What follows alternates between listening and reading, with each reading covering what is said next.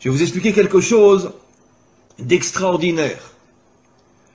En hébreu, le mot noir se dit kushi. Alors bien sûr, vous ne connaissez pas l'hébreu, mais faites-moi confiance. Le mot kushi s'écrit en hébreu Kaf Vav Shin Yud. Kaf Vav, vous savez qu'en hébreu, chaque lettre a une valeur numérique, ce qui nous permet de pouvoir faire des correspondances entre des mots différents s'ils ont la même valeur numérique. C'est un des génies de l'hébreu, de pouvoir expliquer le sens d'un mot par rapport à un autre mot qui a la même valeur numérique. Alors, les deux premières lettres du mot kushi, qui veut dire noir en hébreu, c'est Kaf Vav, qui a pour valeur numérique 26. 26 est la valeur numérique du nom de Dieu. Le nom de Dieu tel qu'il ne se prononce pas, parce qu'on attend la délivrance pour le prononcer véritablement, c'est un Yud, un Vav, un Yud, un He, un Vav et un He. Et ce nom de Dieu qui figure dans toute la Torah en hébreu a pour valeur numérique 26. Après, vous avez Kou, donc Kaf Vav, le nom de Dieu, le véritable nom de Dieu, le véritable nom de Dieu dans le mot, donc qui fait allusion aux Africains, aux Noirs. Et après, vous avez Shin Yud, qui veut dire Yesh. Ça veut dire que Kushi signifie Yesh Hashem, il y a Dieu. Ça veut dire que dans l'Africain se trouve Dieu. C'est absolument incroyable. Dans les peuples africains se trouve le Dieu authentique qui a pour nom Yudke Vavke. Incroyable. Ça veut dire que caché à l'intérieur des peuples africains se trouve le véritable Dieu.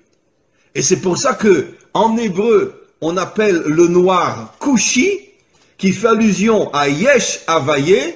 Dieu se trouve à l'intérieur des peuples africains. Incroyable. Mais vous devez au fur et à mesure prendre conscience que vous devez vous réveiller. Vous devez dévoiler la dimension royale qu'il y a en vous. Vous devez vous débarrasser de vos habits d'humiliation, d'esclavage, etc. Et prendre conscience que le masque qu'on a voulu vous coller, c'est justement pour vous empêcher de devenir ce que vous devez être. Et vous allez devenir ce que vous devez être. Mais pour ça, encore une fois, il faut vous renforcer sur le plan spirituel, sur le plan moral, et petit à petit sur le plan des actions aussi. Il est grand temps, et je sais que ça se fera un jour, où les peuples africains se révolteront contre toute la dictature blanche qui exploite toutes les richesses des Africains. Et encore une fois, j'oserais presque dire, et je le dis avec la plus grande sincérité, soyez fiers d'être noirs. Soyez fiers d'avoir la couleur que vous avez. Parce que cette couleur qui est inscrite sur votre peau témoigne du fait que vous avez été choisi par le maître du monde pour dévoiler sa royauté dans le monde, comme je l'ai expliqué, puisque le noir est la couleur de la royauté d'Hachem. Donc, arrêtez d'être meurtri ou d'être humilié par tous ces racistes qui vous considèrent comme je ne sais quoi, comme ils considèrent les juifs d'ailleurs. Et dites-vous, c'est le contraire. C'est justement parce que je suis un roi que tu veux faire de moi un esclave. Mais un jour viendra où vous comprendrez, vous les autres peuples, quelle est notre mission, quelle est notre grandeur, quelle est notre force. Et un jour viendra, on réussira tous ensemble, avec l'aide du Maître du monde, à dévoiler sa royauté sur terre. Be'ezrat Hashem, c'est-à-dire en hébreu, avec l'aide du Maître du monde. Les plus grandes guerres, les plus grands massacres, dans toute l'histoire humaine, c'est le monde occidental. Pas le monde occidental uniquement moderne, bien que le monde occidental moderne, entre la Première Guerre mondiale et la Deuxième Guerre mondiale, sont morts 70 millions de personnes. En 40 ans, 70 millions. Pas en 40 ans de guerre, mais il y a eu la Première Guerre mondiale qui a duré 4 ans, la Deuxième Guerre mondiale qui a duré 4-5 ans. Entre les deux, il y a eu à peu près 20 ans, donc en 30 ans, 70 millions de morts. En deux guerres qui à elles deux, ont duré 8-9 ans. 70 millions de morts, sans compter tout ce qui s'est passé avant. Les croisades, l'Inquisition, la guerre de 100 ans, etc. Donc ce sont vraiment des gens qui vivent, comme on l'a vu précisément dans la paracha de la semaine dernière. Yitzhak, quand il bénit Esav, il lui dit, tu vivras, Becharbecha Tirié, tu vivras avec ton épée à la main.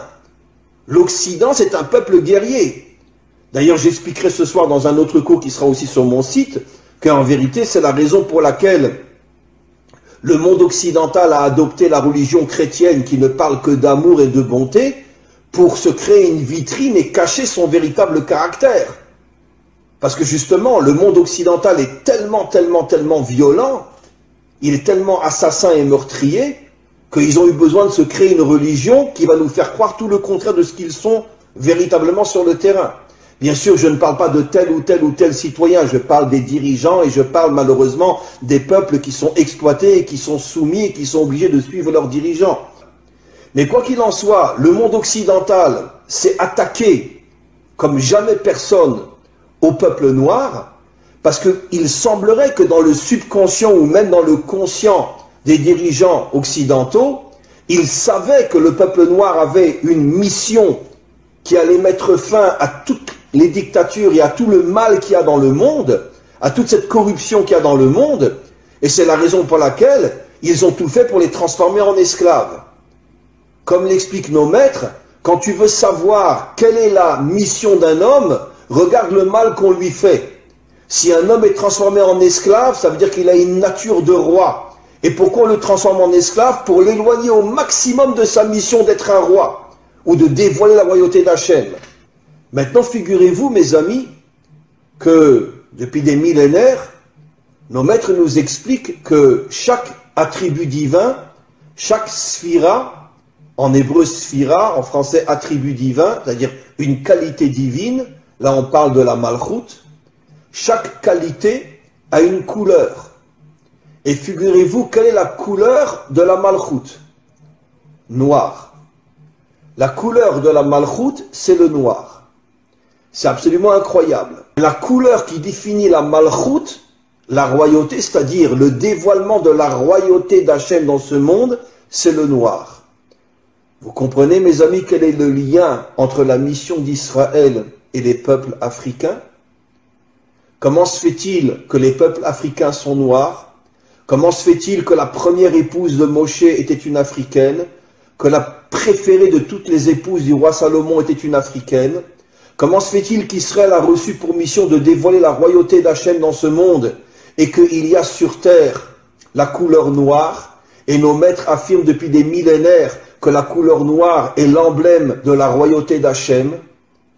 Eh bien, mes amis, vous comprenez quelque chose d'absolument incroyable. Que les peuples noirs, eux aussi, comme Israël, sont en première ligne du dévoilement futur d'Hachem en tant que dirigeant de ce monde. Mi chamocha ba'elim Hachem, qui est aussi grand que toi, Dieu du monde? C'est lui qui a dit ce verset-là. C'est-à-dire, c'est lui qui a reconnu la grandeur de Dieu. Et nos maîtres nous disent que cela fait allusion à la délivrance finale où toutes les nations reviendront vers Dieu et diront « Qui est puissant comme toi, maître du monde ?» Mais moi, ce que je rajoute, c'est qui a dit ça? Qui est le modèle de la délivrance finale au niveau des nations? C'est Pharaon. Et nos maîtres nous disent Pharaon était un Africain, un Noir. Ça veut dire que la Torah nous révèle il y a des millénaires que le modèle, que le phare du retour des nations à Dieu, le Dieu authentique, ce sera un Africain ou les Africains et non les Blancs, non les Occidentaux. Après, tout le monde suivra, les Asiatiques, les Occidentaux, tout le monde suivra. Mais c'est Pharaon qui a dit « Qui est comme toi, Dieu, créateur du monde ?»